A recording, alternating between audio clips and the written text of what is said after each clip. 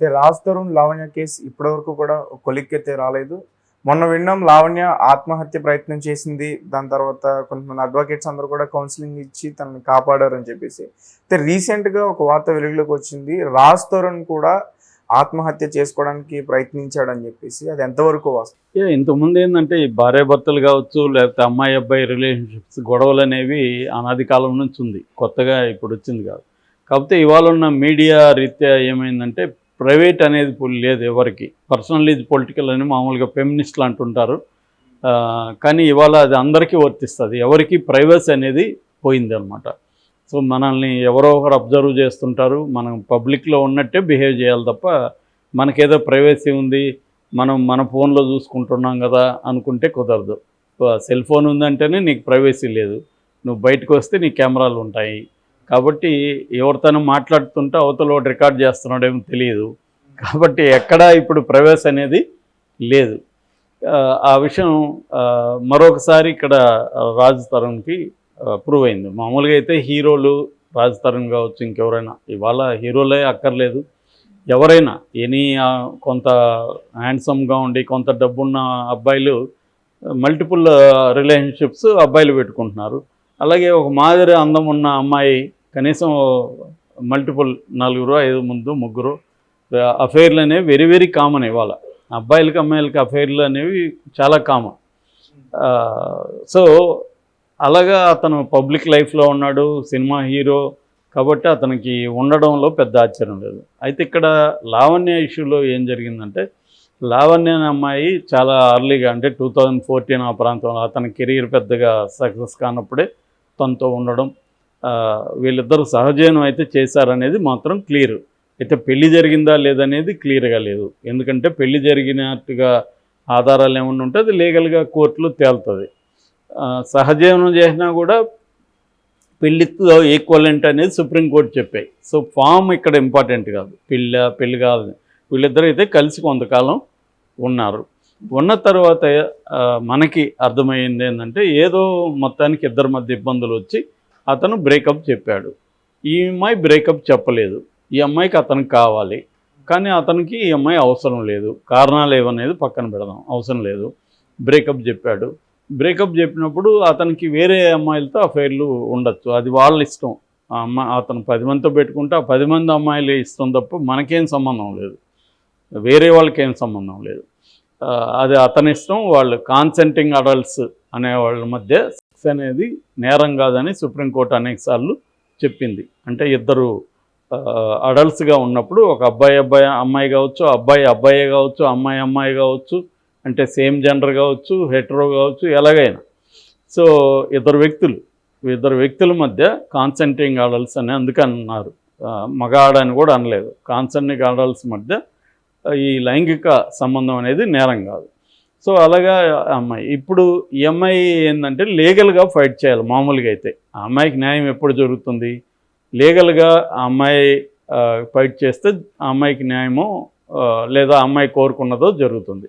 మామూలుగా నేను చెప్పాను, ఇప్పుడు కొత్తగా వచ్చిన భారతీయ న్యాయ సంహిత అనే చట్టం వచ్చింది ఐపీసీ స్థానంలో. అందులో సెక్షన్ 69 ప్రకారం అయితే అతనికి 10 ఏళ్ళు జైలు శిక్ష పడే అవకాశం అయితే ఉంది. ఎందుకంటే దాని మీద పెట్టారు కూడా ఆల్రెడీ కేసుని. ఎందుకు ఉందంటే ఒక అబ్బాయి ఫాల్స్ ప్రామిసెస్తో అమ్మాయితో అఫైర్ పెట్టుకొని సెక్సువల్ రిలేషన్స్ పెట్టుకొని తర్వాత బ్రేకప్గా అని చెప్తే ఈ అమ్మాయి కానీ కేసు పెడితే అతనికి 10 ఏళ్ళ వరకు జైలు శిక్ష పడుతుంది. ఎవరికైనా, రాజ్ తరుణ్కి కానీ ఇంకెవరికైనా. ఆ రకంగా ఈ అమ్మాయి కానీ ప్రూవ్ చేయగలిగితే ఇతను ఫాల్స్ ప్రామిసెస్ ఇచ్చాడు, నాకు పెళ్లి చేసుకుంటానని చెప్పాడు కానీ నన్ను పెళ్లి చేసుకోలేదు అని కానీ చెప్తే, అది ప్రూవ్ చేయగలిగితే కోర్టులో రాజ్ తరుణ్కి 10 ఏళ్ళు జైలు శిక్ష పడే 10 ఏళ్ళు అంటే అది హైయెస్ట్. 10 ఏళ్ళు పడుతుందని కాదు, అది జడ్జిని బట్టి ఉంటుంది. ఏదేమైనా 10 ఏళ్ళ వరకు జైలు శిక్ష వేయచ్చు ఎవరైనా అనుకుంటే జడ్జెస్. ఆ చట్టంలో ఉంది, అది ఫైన్ కూడా పడుతుంది. ఇది మొన్న చెప్పాను నేను, ఇది చాలా దారుణమైన చట్టం. ముఖ్యంగా అబ్బాయిల పాలిట ఇది నరకం చూపిస్తుంది అబ్బాయిలకి ఇది. మరి ఆ రకంగా అయితే ఈ అమ్మాయికి ఇది. ఇక్కడ న్యాయం అనేది మనం మాట్లాడలేము. ఎందుకంటే ఇప్పుడు బలవంతంగా నాకు నీతో ఇంట్రెస్ట్ లేదన్నప్పుడు బలవంతంగా ఎలా కాపురం చేస్తారు ఎవరైనా? అతనికి ఈ అమ్మాయి పట్ల ఇంట్రెస్ట్ లేదు. ఇంట్రెస్ట్ లేనప్పుడు విడాకులు అడిగాడు. విడాకులు అడిగినప్పుడు ఈ అమ్మాయి నాతో నువ్వు బలవంతంగా కాపురం చేయని కొట్లాడితే ఏం లాభం? అది ఈ అమ్మాయికి కూడా ఏమీ ఉపయోగం లేదు కదా. అవును. సో అది కనిపిస్తుంది. అతను వద్దు మొర్రో అంటుంటే నువ్వు నాకు రాజతరుణే కావాలి లేకపోతే నేను చచ్చిపోతానని సమాజాన్ని కూడా అమ్మాయి బ్లాక్మెయిల్ చేస్తుంది. అంటే మీరందరూ వచ్చి నన్ను ఏదో చేసి రాజతరుణ్ తెచ్చేవండి, ఏదో నా బొమ్మ మిస్ అయితే దాన్ని తెచ్చేయండి అన్నట్టుగా ఉంది. కాబట్టి అమ్మాయిలో కూడా మెచ్యూరిటీ కనిపించట్లేదు మామూలుగా. ఇక అడ్వకేట్ ఒక ఆయన దిలీప్ శంకర, కళ్యాణ్ దిలీప్ శంకర, అతని మీద కూడా తీవ్ర విమర్శలు వచ్చాయి. అతను కావాలనే ఇది సెలబ్రిటీ కేసు కాబట్టి రంగంలో దిగాడు.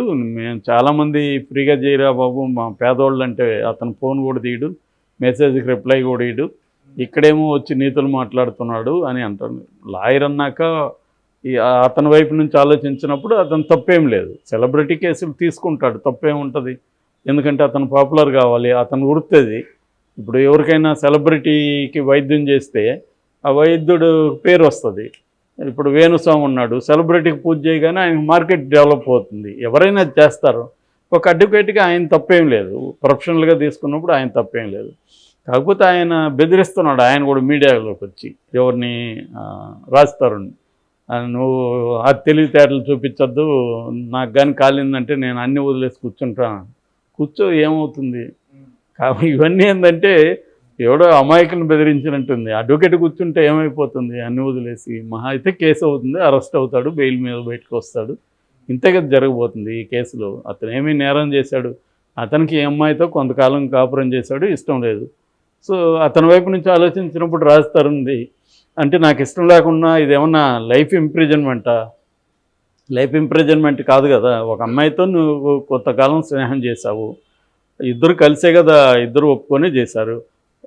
ఇప్పుడు అతనికి ఇష్టం లేదు. ఇష్టం లేదన్నప్పుడు విడాకులు ఇవ్వాలి తప్ప, లేదా లీగల్గా తీసుకోవాలి తప్ప, బయటకు వచ్చి నేను నీ అంత చూస్తాను, ఇది బ్లాక్మెయిలే కదా, నేను ఆత్మహత్య చేసుకుంటాను అని ఈ అమ్మాయి చెప్పడం కూడా నిజానికి ఆ అమ్మాయి మీద కూడా కేసు పెట్టచ్చు ఇవాళ. ఎందుకంటే ఆత్మహత్య చేసుకుంటాను అనడం కానీ ఆత్మహత్య అటెంప్ట్ కూడా నేరాలే. కాబట్టి ఆ రకంగా కూడా అది కరెక్ట్ కాదు. అమ్మాయి ఫ్రస్ట్రేషన్ ఉండొచ్చు, అమ్మాయికి బాధ ఉండొచ్చు, కానీ అమ్మాయి కూడా ఆలోచించాలి. వాళ్ళ తల్లిదండ్రులు కూడా ఏమీ డిఫరెంట్గా లేరు. సో అయితే ఈ కాంటెక్స్లో మొన్న అమ్మాయి ఆత్మహత్య చేసుకుంటానే అదొక డ్రామా నడిచింది, అది కూడా విచిత్రంగానే ఉంది. లాయర్ ఇమ్మీడియట్గా మీడియాకి చెప్పడం ఇవేదో జరిగింది. ఇప్పుడే రివర్స్లో రాజతరుణ్ కూడా ఆత్మహత్య చేసుకోవడానికి ప్రయత్నించడానని ఒక వార్త వైరల్ వస్తుంది. సో ఆ వార్త ఏంటంటే తీరా వార్త చూస్తే అది ఇప్పటి ఆత్మహత్య అటెంప్ట్ కాదు అది. అంటే ఇప్పుడు ఎలాగుంటుందంటే ఒక న్యూస్ బయటకు వస్తే దాని చుట్టూ రకరకాల కల్పనలు, గాసిపులు, రూమర్లు బయటకు వచ్చేస్తాయి. ఏది రూమరు ఏది వాస్తవం అనేది తెలుసుకునేది కూడా చాలా కష్టం మనకి. అందువల్ల మనం తెలుసుకోకుండా దాన్ని వ్యాఖ్యానించలేం. కానీ ఈ వార్తలో ఏం జరిగిందనేది చూస్తే రాజతరుణ్ కరోనా టైంలో ఆత్మహత్య చేసుకోవాలనుకున్నాడంట, లాక్డౌన్ పీరియడ్లో. ఎందుకంటే అతను ఒంటరిగా ఉన్నాడంట, వాళ్ళ బంధువులంతా వాళ్ళ అమ్మ నాన్న వాళ్ళందరూ గోవాలో ఇరుక్కున్నారు లాక్డౌన్ టైంలో.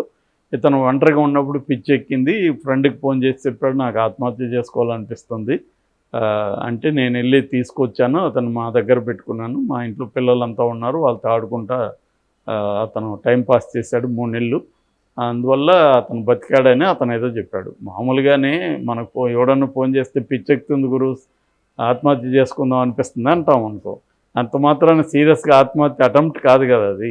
కరోనా టైంలో అందరికీ అలాగా చాలామందికి పిచ్చెక్కింది, ఎవరిని కలవకూడదు, ఇళ్ళల్లో ఉండాలి.